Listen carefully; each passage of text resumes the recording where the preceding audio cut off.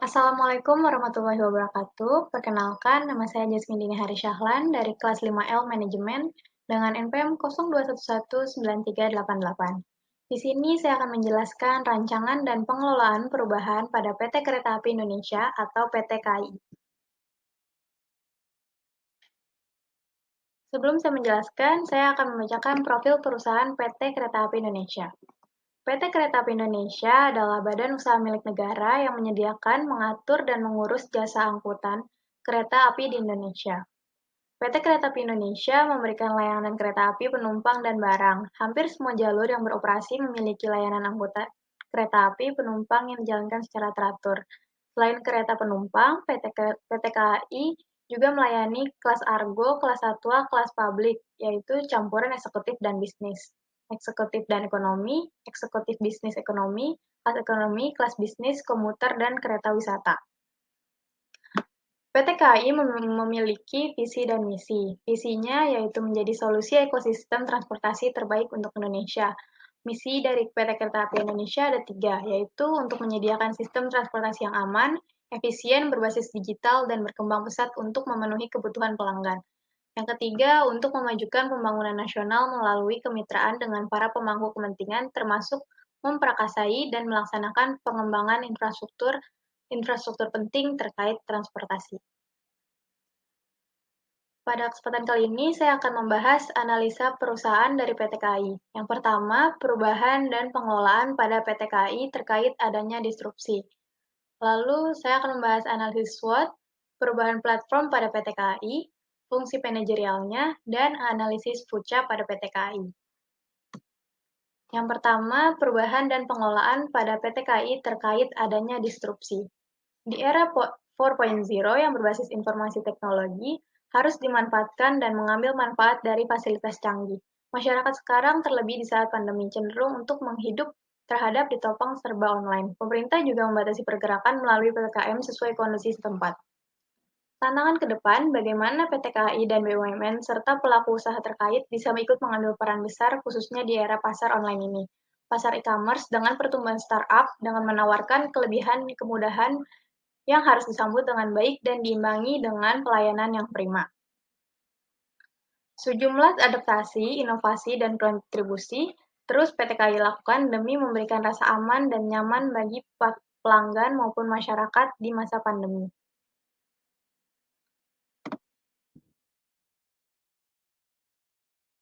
Lalu, saya akan menjelaskan tentang analisis SWOT pada PT KAI.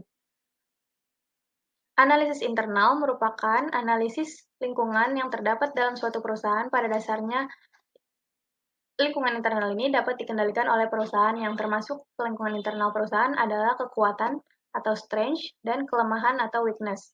Sedangkan eksternal merupakan suatu analisis lingkungan yang berasal dari luar perusahaan. Pada dasarnya, lingkungan eksternal tidak bisa dikendalikan oleh perusahaan. Yang termasuk lingkungan eksternal yaitu peluang atau opportunity dan ancaman atau threats. Analisis internal yaitu kekuatan strength. Yang pertama, manajemen dan bisnis. Yang menjadi kekuatan usaha ini adalah trek perjalanan yang relatif cepat dibandingkan dengan jenis usaha perjalanan darat yang lainnya. Karena memiliki trek khusus atau jalur khusus sehingga terbebas dari macet dan kendala perjalanan lain. Lalu kekuatan yang selanjutnya ada operating atau production management. Semua kegiatan penjadwalan pada waktu pagi hari dan sore hari, di mana waktu tersebut banyak kegiatan ekonomi yang dimulai, yaitu pada pagi hari. Selanjutnya, kekuatan dari financial management, yaitu rancangan anggaran tahunan, daerah destinasi kepada setiap daerah operasi di masing-masing daerah, sehingga pekerjaan tidak menumpuk di kantor pusat. Selanjutnya ada kelemahannya, atau weakness. Kelemahan core bisnis ini adalah sistem perjalanan yang kaku dan tidak fleksibel seperti jasa angkutan darat yang lainnya. Lalu terbatas rangkaian kereta api bisnis dibagi berdasarkan kelas menurut tingkat pelayanan dan harganya. Keterbatasan rangkaian ini menjadi salah satu unsur yang sangat berpengaruh dalam proses penyediaan pasar transportasi. Selanjutnya, kurang terpublishnya kemudahan dalam reservasi tiket kereta api kepada masyarakat menjadi kelemahan tersendiri. Kelemahan selanjutnya yaitu dalam sistem informasi. Perusahaan ini memiliki banyak keterbatasan dalam hal pengaturan kedatangan maupun pada setiap pemberhentian di stasiun. Hal tersebut masih bergantung terhadap informasi yang manual.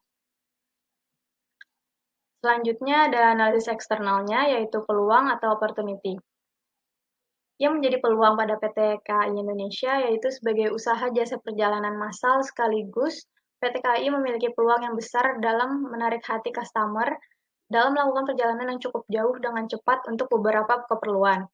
Selanjutnya, PT KAI adalah perusahaan BUMN sehingga tidak terlalu mengejar profit seperti perusahaan swasta, dikarenakan adanya dukungan subsidi oleh pemerintah kepada perusahaan BUMN.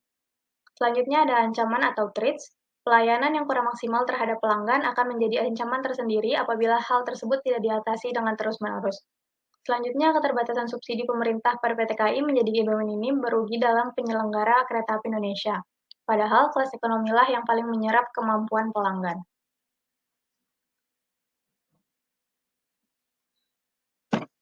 Selanjutnya ada perubahan platform pada PT KAI. PT Kereta Api Indonesia atau KAI sejumlah memiliki aplikasi yang dapat digunakan untuk mempermudah pengguna dalam mengakses perjalanan kereta api, baik di dalam kota maupun luar kota. Selain memberikan kemudahan dalam mengakses pembelian tiket, aplikasi KAI terbilang lebih mudah dibandingkan aplikasi atau platform pembelian tiket lainnya.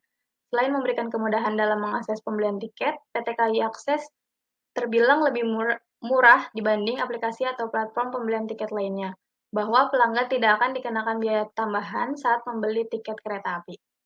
Berkembangnya dompet digital pun memudahkan tata laksana pembayaran di KAI Akses. Untuk memudahkan pembayaran tiket yang dipesan, KAI menyediakan berbagai tautan pembayaran melalui dari link aja, distract debit, QRIS, dan berbagai metode pembayaran lainnya. Dengan berbagai alternatif tersebut, calon pelanggan bisa langsung memesan dan membayar tiket tanpa perlu berpindah aplikasi. Selanjutnya, saya akan menjelaskan analisa Puca pada PT KAI. Yang pertama ada volatility. Situasi ini mengharuskan perusahaan untuk menerapkan teknologi untuk mempermudah dan mempercepat produktivitas. PT KAI telah mengakui bahwa teknologi mengubah semua perilaku penumpang kereta api dari yang tadinya konvensional berubah menjadi digital. PT KAI yang awalnya sangat konvensional pun harus berubah ke digital untuk menambah kenyamanan penumpang.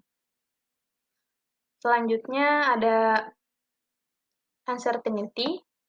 Ketidakpastian adalah ketika sudah mengetahui hubungan sebab akibat, namun belum mengetahui apa yang harus dilakukan. PT KAI sebagai pelaku bisnis mampu membaca, memperoleh informasi, dan membutuhkan kebutuhan konsumen, menerapkan transportasi yang diinginkan oleh konsumen dengan mengoptimalkan layanan digital dalam memberikan pelayanan tiketing yang dulu awalnya konsumen harus antri di loket, namun untuk saat ini penumpang tidak perlu lagi. PT KAI juga mengembangkan digitalisasi perawatan sarana berbasis Artificial Intelligence atau AI, atau kecerdasan buatan. Selanjutnya ada complexity. PT KAI mampu menghadapi situasi yang kompleks ini dengan membangun regularisasi koneksi dengan bisnis yang terus menjalin komunikasi untuk meningkatkan kerjasama digital dengan bekerjasama dengan General Electric. Transportasi ini memenuhi untuk kebutuhan dalam rangka peningkatan kualitas.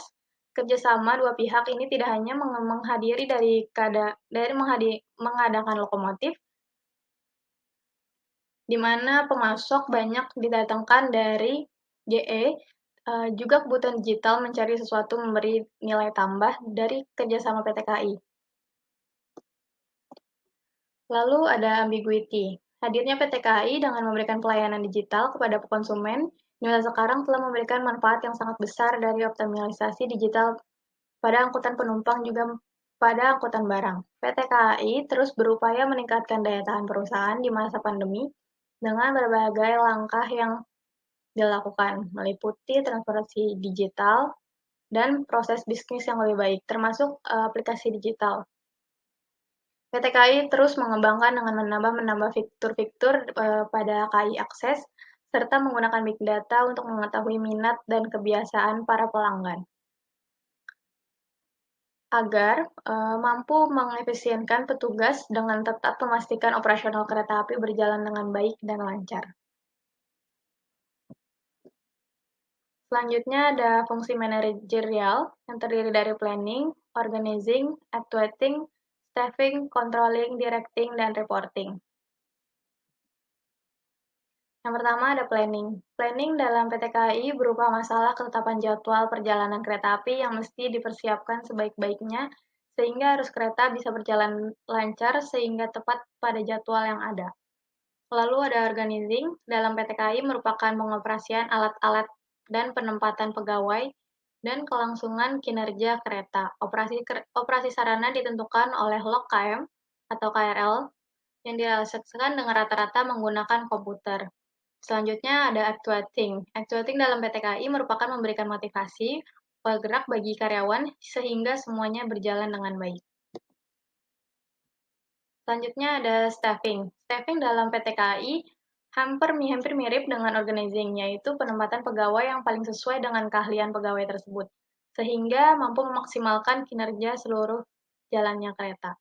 Lalu ada controlling. Controlling dalam PT KAI merupakan pengawasan atau pengamatan bagi semua aspek yang berkaitan dengan jalannya kereta dari awal hingga tujuan. Biaya juga harus diperhatikan, sumber dana, manajemen, dan penggunaan dana, semua yang telah ditetapkan berjalan baik serta memberikan efek kenyamanan bagi para pengguna kereta. Directing dalam PT KAI merupakan pengarahan, instruksi, atau perintah dalam sehari-hari di lapangan, di mana yang harus didahulukan bila terjadi kendala atau masalah pada kelangsungan kereta. Lalu ada reporting. Reporting dalam PT KAI terdiri dari alat komunikasi yang digunakan pada masinis yang bekerja di lapangan dengan kantor pusat, sehingga keadaan terbaru bisa diberikan satu sama lain. Hal ini bisa berpengaruh dan sangat diperlukan agar tidak terjadi kesalahan dalam kerja operasi kereta. Baik, kesimpulan dari presentasi kali ini, jika perusahaan atau organisasi mampu menghadapi perubahan dengan strategi yang benar, maka perkembangan serta situasi apapun yang terjadi di masa depan akan mampu diatasi dengan baik. Dan pada akhirnya bisnis akan terus berkembang apapun kondisi yang terjadi. PT KAI sudah memberikan solusi yang cukup baik dalam menghadapi resiko-resiko yang ada serta memanfaatkan peluang yang ada. Bahkan untuk kondisi pandemi saat ini, PT KAI masih mampu dalam bersaing jasa transportasi di mana redupnya minat masyarakat terhadap penggunaan jasa transportasi. Sekian dari saya, terima kasih. Wassalamualaikum warahmatullahi wabarakatuh.